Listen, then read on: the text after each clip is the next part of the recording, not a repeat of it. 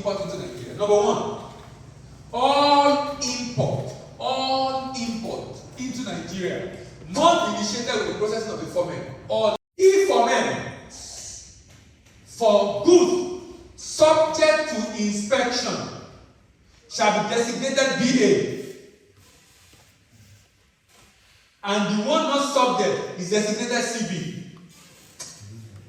So when you see a foreman number that starts with BA, that will be what? Good that can be inspected. CB, not allowed for inspection. It can be military hardware, it can be for the ambassadors bringing stock into the country, and a number of other products designated CB.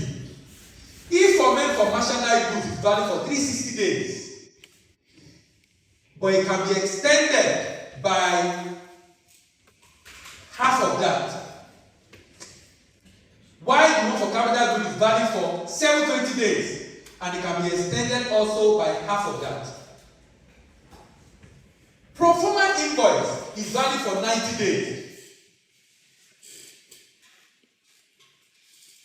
A detailed description of goods must be stated on the pro forma invoice, and you must break down FOB and freight, CFR into FOB and freight, so we can see what constitutes FOB, what constitutes freight. You notice recently CISS fee is 4% of what? The CIS, the custom fee that was stopped, FOB. That's the reason. They want to know what percentage. All goods to be imported into the country shall be labeled in English. Importation of goods and letter of credit issuance shall only be done after information must have been accepted by the customs. Items such as food, drug, drink, chemical shall carry expiry date or shelf life, and the minimum of the shelf life should be half before importation. So if I'm bringing in good that is valid for 2 years, it must not reach 1 year before it gets to Nigeria, so that you'll be bringing in good that is about to expire. Ethical appliances shall carry information on their life performance and capable on their ratings. Importation of items that are not properly labeled shall automatically qualify for seizure and destruction without warning, subject to prosecution. A fraudulent misrepresentation of fact will result in delay and seizure. The number of importers undervalue to evade duty, and that's one of the reasons why customs uplift their FOB when they are issuing part, because sometimes they realize that the price is ridiculously low compared to what's obtainable in the market where they are importing from.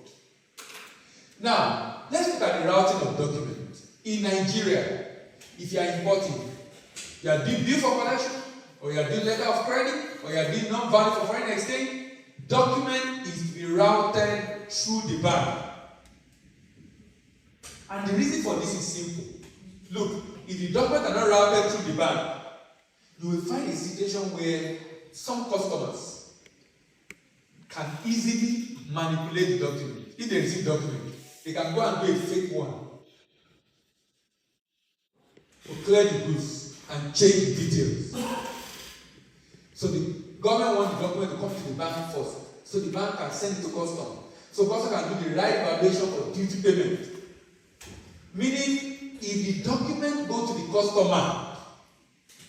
customer is still expected to send it to the bank. Importer shall ensure that pro forma invoice is in accordance with the import procedure. The document will be forwarded to the bank as genuine and verifiable, and the shipping document forwarded to the bank before arrival of goods for taking clearance. In case of personal effect, applicants shall forward relevant shipping document to customs. However, where dutiable goods are found to be in excess of approved partial concession, they shall be liable for clearance applicable to commercial goods. You know, sometimes when you travel or vacation, you are coming back, you have a lot of suitcases. Sometimes also we ask you, you want to check, because you actually have a maximum amount of what you are supposed to bring in terms of value and weight. But most of the time people exceed it. And that's why sometimes if they open the bag and they see shoes, and the shoe is the same size and it's plenty, you can claim it's yours and you agree. But if it's different sizes, it will be tough for you to say you are not going to sell it. So you are going to pay duty.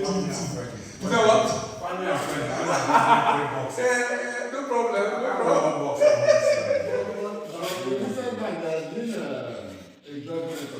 Yes, now I was not talking about that judgment. That his bag, he paid duty and he took us up to court. And but look at what the court held that. Because now the argument of custom was the value of the goods. The argument of the judge was saying, even if it's more than the passenger concession, the spirit behind that law is that you don't bring something in for commercial purpose and then not pay duty on it. But this is just one bag. Even if the value is very high, it's still for personal use. It's not supposed to pay duty. That's why the guy won the case. You understand? So that at the end of the day, the idea is you can be asked to pay duty even though you are bringing something for personal effect. If it is suspected that this is likely going to be sold, you are going to likely sell it to people and they are going to earn income from it. You can likewise pay duty for the goods. Now, if I'm paying on letter of credit transaction, you will notice on this document, for men, the letter of credit itself and the shipping document will be required. So, but look at the one that always creates problem is this one, bill for collection. Because this one is after some months that this will come back. And if this does not come back, or if any of this is missing in the file at the time when payment is being made, it becomes a challenge.